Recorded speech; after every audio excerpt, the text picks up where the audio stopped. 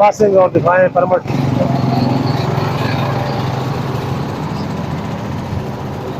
अपना लाइसेंस।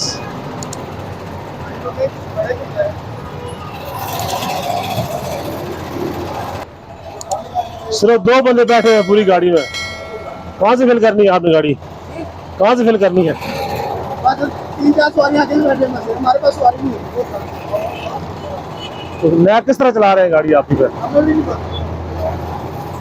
सिर्फ 2 सवारियां लाहौर की गाड़ी में, कागज पूरे हैं मुकम्मल गाड़ी के। ठीक है, जाएं जी।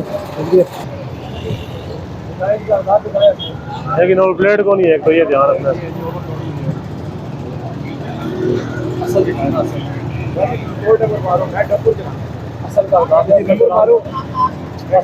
चलान करना ना भाई, नंबर से चलान तो नहीं होने ना।